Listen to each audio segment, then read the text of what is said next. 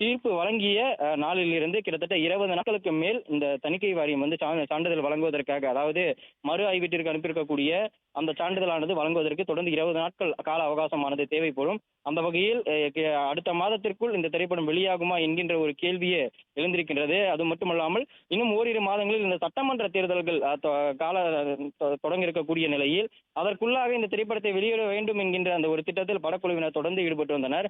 ஆனால் இந்த திரைப்படத்தினுடைய வழக்கு தொடர்ந்து இழுபறியில் இருக்கக்கூடிய நிலையில் இந்த திரைப்படம் இந்த சட்டமன்ற தேர்தலுக்கு முன்பாக வெளியாகுமா என்கின்ற ஒரு கேள்விக்குரிய படத்தின் மீதாக வைக்கப்பட்டிருக்கிறது.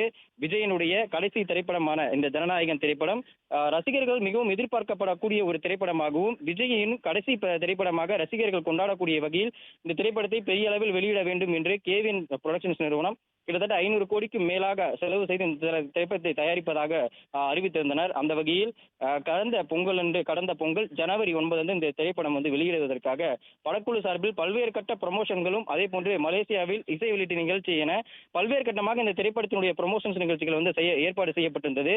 அதன் அடிப்படையில் உலகெங்கும் இருக்கக்கூடிய இந்த திரையரங்குகளில் இந்த திரைப்படத்தை வெளியிடுவதற்காகவும் வெளிநாட்டு உரிமங்கள், அதே போன்று அண்டை மாநிலங்களில் இருக்கக்கூடிய அந்த உரிமங்கள் மற்றும் தமிழ்நாட்டில் இருக்கக்கூடிய அனைத்து திரையரங்குகளிலும் இந்த திரைப்படத்தை வெளியிடுவதற்காக படக்குழு சார்பில் திட்டமானது தீட்டப்பட்டிருந்தது.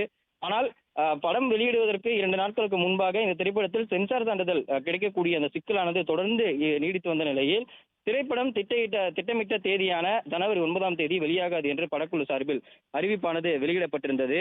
அதே போன்று தொடர்ந்து இந்த வழக்கானது சென்னை உயர்நீதிமன்றத்தில் வழக்காக படக்குழு சார்பில் பதிவு செய்யப்பட்டிருந்த நிலையில் இந்த வழக்கை விசாரித்த தனி நீதிபதி பி தியாசா சென்சார் சான்றிதழ் வழங்க தணிக்கை வாரியத்திற்கு உத்தரவும் இட்டிருந்தார். இந்த உத்தரவை அடுத்து சென்சார் போர்டு தரப்பில் பல்வேறு கட்ட தாக்கல் செய்யப்பட்ட மேல்முறையீட்டு வழக்கில் உயர்நீதிமன்ற தலைமை நீதிபதி அமர்வில் வந்து இந்த கடந்த 20 இந்த இறுதி விசாரணைக்கு வந்தபோது சென்சார் போர்டு தரப்பில் ஆஜரான பல்வேறு வழக்கறிஞர்கள் படத்தை மறு ஆய்வு குழுவுக்கு அனுப்ப சென்சார் போர்டு முடிவு செய்தது குறித்து பட நிறுவனத்திற்கு ஜனவரி 5 தகவல் தெரிவிக்கப்பட்டது எனவும், 6 சான்றிதழ் கோரி பட நிறுவனம் வழக்கு தாக்கல் செய்தது எனவும், வழக்கு தொடர்பாக பதில் மனு தாக்கல் செய்ய அவகாசம் வழங்காமல் மறு ஆய்வு குழுவுக்கு அனுப்பிய உத்தரவை எதிர்த்து வழக்கு தாக்கல் செய்யாத நிலையில் மறு ஆய்வு குழுவுக்கு அனுப்பிய உத்தரவை நீதிபதி ரத்து செய்து உத்தரவிட்டார் என தெரிவிக்கப்பட்டது என்று தெரிவிக்கப்பட்டிருந்தது. அந்த வகையில் இந்த திரைப்படத்தில் 14 காட்சிகளை நீக்க வேண்டும் எனவும், அதன் பின் படத்தை மீண்டும் பார்த்து முடிவெடுக்கப்படும் எனவும் தணிக்கை வாரியம் சான்றிதழ் தரப்பிலிருந்து தெரிவிக்கப்பட்டிருந்தது. அது இடைக்கால முடிவு எனவும், ஆனால் 14 காட்சிகளை நீக்கிவிட்டால் சென்சார் சான்றிதழ் வழங்க கோர முடியாது. இதற்கிடையில் படம் தொடர்பாக புகார் வந்ததால் மறு ஆய்வு குழுக்கு அனுப்ப முடிவு செய்யப்பட்டது எனவும் சென்சார் போர்டு தரப்பிலானது அந்த வாதமானது வாதிடப்பட்டது. அதாவது இந்த திரைப்படத்தை முதலில் பார்த்த ஐவர் கொண்டு இந்த தணிக்கை குழுவானது இந்த திரைப்படத்தை முதலில் பார்த்திருந்தது. அந்த திரைப்படத்தில் இருக்கக்கூடிய குறிப்பிட்ட சில 14 காட்சிகளை படக்குழுவினர் நீக்க வேண்டும் என்றும் தெரிவிக்கப்பட்டிருந்தது. அதன்படியில் படக்குழுவினரும் இந்த படத்தில் இருக்கக்கூடிய குறிப்பிட்டிருந்த அந்த 14 காட்சிகளை நீக்கி படத்தினுடைய அந்த தரப்பிலிருந்து சென்சார் போர்டிற்கு வந்து கொடுக்கப்பட்டிருந்தது. ஆனால் கொடுக்கப்பட்ட 14 காட்சிகளை நீங்கள் தெரிவிக்கக்கூடிய காட்சிகளை நீக்கப்பட்ட பின்னரும் ஏன் சென்சார் சான்றிதழ் கூட கொடுக்க மறுக்கிறீர்கள் என்கின்ற அந்த ஒரு வாதமானது தயாரிப்பு நிறுவனத்திலிருந்து தணிக்கை வாரியத்திற்கு வைக்கப்பட்டிருந்தது. கொடுக்கப்பட்ட காட்சிகளை நீக்கப்பட்ட பின்னரும் சென்சார் சான்றிதழ் நீங்கள் கொடுக்க வேண்டும் என்கின்ற அந்த ஒரு கட்டளையை கோர முடியாது என்கின்ற ஒரு வாதத்தை தணிக்கை வாரியம் தரப்பிலிருந்து வைக்கப்பட்டிருந்தது.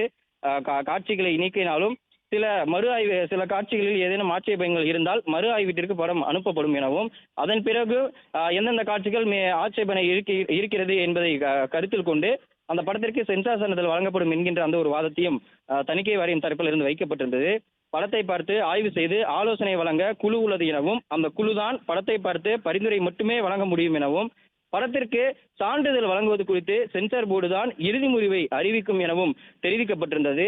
ஜனநாயகன் திரைப்படத்தினுடைய வழக்கை பொறுத்தவரை இந்த படத்தில் சான்றிதழ் வழங்குவது குறித்து வாரிய தலைவர் இன்னும் இறுதி முடிவை எடுக்கவில்லை எனவும், மறு ஆய்வு குழுவுக்கு அனுப்ப முடிவு செய்யப்பட்ட நிலையில் இந்த வழக்கு தாக்கல் செய்யப்பட்டது எனவும், இல்லாவிட்டால் படம் மறு ஆய்வு செய்யப்பட்டிருக்கும், படத்தை மறு ஆய்வுக்கு அனுப்பிய 20 நாட்களில் குழு அமைக்கப்பட வேண்டும் எனவும், அதன் பின் 3 நாட்களில் இந்த குழு படம் பார்க்க வேண்டும், மறு ஆய்வு குழு சான்றிதழ் வழங்க மறுத்தால் உயர்நீதிமன்றத்தை அணுகலாம் என சென்சார் போர்டு தரப்பில் வாதங்களில் முன்வைக்கப்பட்டன.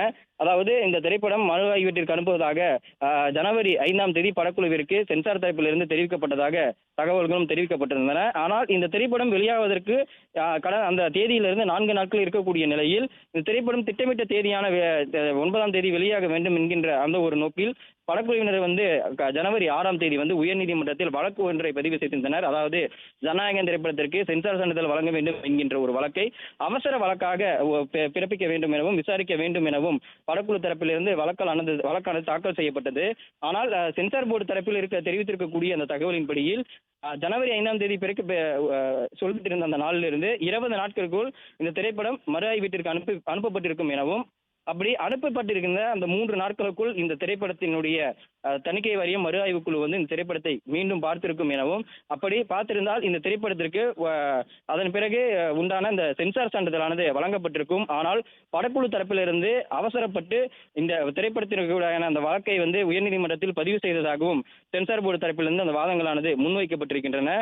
தொடர்ந்து பட தயாரிப்பு நிறுவனம் தரப்பில் பல்வேறு கட்டணங்கள் படம் 9ஆம் தேதி வெளியிட முடிவு செய்ததால் அவசர வழக்காக விசாரிக்க தனி நீதிபதி முன்பாக முறையிடப்பட்டது. அதன் பிறகு பல்வேறு கட்ட விசாரணைக்கு பிறகு தொடர்ந்து இந்த படத்தினுடைய தீர்ப்பானது இன்று வழங்கப்படும் என்று எதிர்பார்த்திருந்தது. ஜனநாயகன் திரைப்படத்திற்கு சான்றிதழானது கிடைக்கப்படுமா அல்லது மறு ஆய்வீட்டிற்கு அனுப்பப்படுமா அல்லது இந்த திரைப்படத்திற்கு எந்த மாதிரியான தீர்ப்பு வழங்கப்படும் என்கின்ற அந்த ஒரு கேள்வியும் எழுந்திருந்தது. 10:30 மணி அளவில் தீர்ப்பு வெளியாகும் என்று எதிர்பார்த்த நிலையில் தீர்ப்பு அதன்படி வெளியானது. இந்த திரைப்படத்தினுடைய தனி நீதிபதி உத்தரவானது ரத்து செய்யப்பட்டிருக்கின்றது. தொடர்ந்து இந்த திரைப்படத்தினுடைய அந்த விசாரணையை தனி நீதிபதி பி.டி. ஆஷா அவர்கள் முன் மீண்டும் வைக்கப்பட்டிருக்கின்றது. அதாவது சட்டத்திற்கு இயற்கையாக இந்த வழக்கானது நடைபெற வேண்டும் என்கின்ற அந்த ஒரு நோக்கில் மீண்டும் தனி நீதிபதியான விசாரணைக்கு உத்தரவிடப்படுவதாக தெரிவிக்கப்பட்டிருந்தது. தொடர்ந்து இந்த திரைப்படத்தில் 14 காட்சிகள் வந்து நீக்கப்பட்டிருக்கின்றன. பிளே ஸ்டோர் மற்றும் ஆப் ஸ்டோரில் இருந்து பாலிமர் செயலியை QR கோடு மூலம் பதிவிறக்கம் செய்யுங்கள். செய்திகளை உடனுக்குடன் பெறுங்கள்.